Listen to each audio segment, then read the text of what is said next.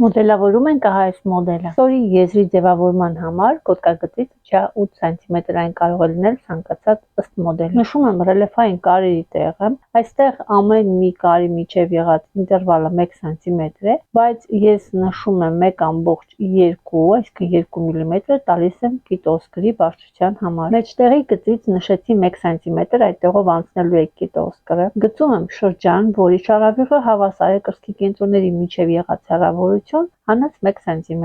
եւ այդ շրջանը ինձ կօգնի մոդելավորման համար։ Որպեսզի ռելիեֆային կարը չանցնի հենց կրծքի կենտրոնով, մենք տեղափոխում ենք այն 1-ից 1.5 սմ։ Վերի եզրի ձևավորումը կարող է լինել ըստ մոդելի, հաշվի առնելով անհատի անատոմիկ կառուցվածքը։ Այստեղ կրծքի սեղմոնը ուսագծում կառուցված է ուղիղ մեջտեղով։ Սեղմոնի ձախ կողմից դեպի թևի փորված նշում եմ մոտավորապես 3 սմ, այստեղ ամենակարևորը, որպեսզի այդ սուր հատվածը չընկնի թևի տակ եւ չլինի տեսողականորեն շատ մոտիկ։ Հատակիտ իջեցրել եմ 1 սմ եւ ձևավորեցի այն։ Գծում եմ օժանդակի, որպեսզի գեղեցիկ կառուցեմ ռելիեֆային կարը։ Գագաթից իջեցնում եմ 1.2 սմ ռելիեֆային կարի կետոսկրով մշակելու համար։ Թույլ գծով նշեցի նաեւ վերևի եզրը։ Հիմա աշխատում ենք կրծքագեղձի հիմքի հետ։ Այստեղ հաշվի ենք առնում, որ պետք է այն ընդգրկի, դրա համար այս սեղմոնի չափը, որը կա ստանդարտ գծագրի վրա, մենք մի փոքր ավելացնում ենք։ Ես մոտավորապես 5 մմ ամեն մի կողմից ավելացրեցի եւ կառուցում եմ այստեղ նոր սեղմոն, որը ունի արդեն ուրիշ ուղղություն։ Գծում եմ դեկորատիվ ռելիեֆային կարի տեղը։ Հաշվի ենք առնում, որ կիտոսկրը պետք է կարվի, կարի տեղը նշում ենք, որ մենք տեսողականորեն դա տեսնենք։ Նշում նաեւ այստեղի կարը, որ պատկերացնենք, թե ինչպես է լինելու արդեն մշակված տարբերակով։ Նշում եմ հաջորդ կարի տեղը։ Ներքևի հատվածում ես հանեցի նաեւ բոլոր սեղմոնների խորությունները, ես միշտ այսպես չափում եմ բազային գծագրի սեղմոնի խորությունը եւ նոր ստացած ռելիեֆային կարերի միջից դա հանում եմ։ Ձեր մոտ բնականաբար կստացվի այլ թվեր ըստ ձեր գծագրերի։ Գծում եմ ստորին ձևավորի եզրը։ Վերևի հատվածում պետք է արդեն նշենք հաջորդ ռելիեֆային կարի տեղը, որը նույնպես կոնստրուկտիվ, այսինքն ունի իր մեջ սեղմոնի խորություն։ Այստեղ նույնպես հաշվի եք առնում, որ կա կետոսկրի լայնություն եւ ես այնպես նշեցի, որ այն կարելուց չխանգարի մյուսին։ Ստորի եզրի եւ գոտկատեղի սեղմոնների կառուցման ժամանակ ես չափում եմ մի քանի մակարդակով, հանում եմ նախորդ ռելիեֆային կարի արդեն սեղմոնի խորությունը, ստացած արժեքին ես մի փոքր գումարում եմ, այսինքն խորացում եմ սեղմոնի խորությունը, որպեսզի ել ավելի լավ նստի։ Որպես կանոն կարող եք հիշել, որ ցանկացած սեղմոն, ցանկացած կար երկու կողմերը պետք է լինեն իրար հավասար։ Այսպես կարող եք չափել եւ նշել հավասարացնել կամ աշխատանքը կատարել արդեն կտորի վրա հավասարացնելով եզրը։ Մարմինը մոդելավորելու համար եւս մեկ անգամ չափում եմ սեղմոնների խորությունը եւ տալիս եմ բացասական արժեք կողքի կարից հանելով 1.5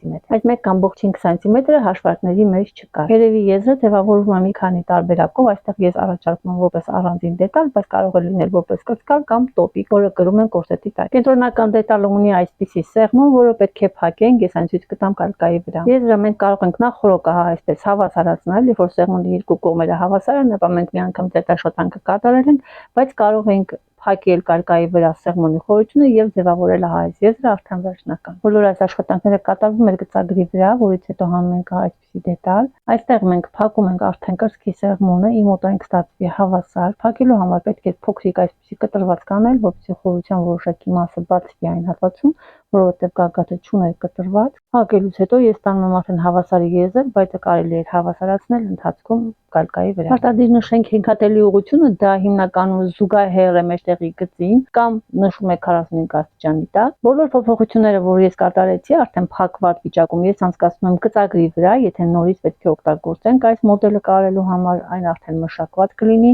Փորձից հետո ցանկացած փոփոխություն նույնպես անցկացնում են։ Ես հիմա արդեն գծում եմ բոլոր դետալները, նշակետեր եմ անում, սա օգնում է ավելի գեղեցիկ հավասար կարել։ Կոր գծերի վրա նշակետերը ավելի շատ օգնում են լավ կարը նստացնելուն, հատկապես երբ որ կա փոքրիկ սեղմոն, հիմա ես օրինակ այստեղ ստացել եմ շատ փոքրիկ սեղմոն, հնարավոր է այն լինի մինչև 5 մմ,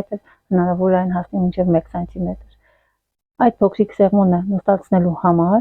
ես անում եմ նշակետեր, նշում եմ իմ լեկալի վրա, նախքան նշելը մի հատ հավասարացնում ենք սուր անկյունները, որտեղ այն պետք է լինի հարթքի։ Իդեպ գծերը կորացվում եւ հարթեցվում են ամեն օր, սուր անկյուններ չպետք է լինեն։ Հարթեցնելուց հետո ես նստածվող հատվածը արդեն նշակետից նշակետ, ահա այսպես ալիքաձև նշում եմ։ Կարելու ընթացքում շատ ժամանակ ես արթուկով նստացնում եմ այս կոր հատվածները, համապատասխան հատվածի չափով նոր հետո կարում։ Հանում եմ նաեւ կողային դետալը,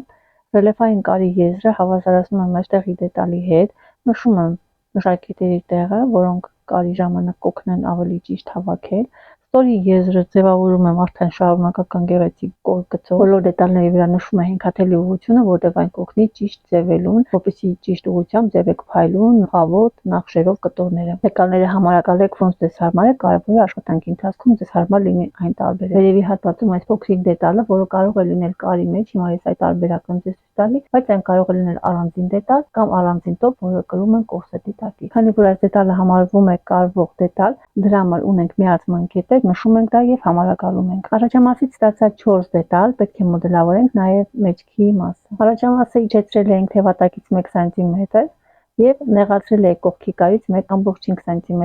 Նույն աշխատանքը կատարվում է նաեւ մեջքամասի հետ։ Մեջքի մեջտեղի գծում լինելու են կապեր։ Կապերը եթե օղակներ են, կարող է լինել 3 սմ, իսկ եթե օդային օղակներ են, ապա լավ կլինի, որ քչացնեք մեջտեղի գծից 4 սմ։ Գեղեցիկ կոր գծով գծում ենք վերևի եզրը, այնպես որ մեջտեղի գծում կազմի ուղիղ անկյուն։ Վերևի սեղմոնի երկու կողմերից ես պակասացնում եմ 1 սմ, այս արժեքը նույնպես չկա հաշվարկներով, պարզապես քչացնում եմ, որպեսզի ավելի լավ նստի։ Այստեղ մենք կարող ենք դետալը հանել ամբողջական 1 դետալով, որը կունենա դեկորատիվ ռելիեֆային կար, կարող ենք առանձին անել։ Մշակետերը այստեղ պարտադիր չեն, հենքաթելի ուղղությունը պետք է ընդհանուր ստացա 6 դետալ, 2 դետալ մեջքից եւ 4 դետալ առաջամասից։ Այս դետալները առանց կարաբաժին են, կարաբաժինները ավելացնում եմ 1-ից 1.5 սմ։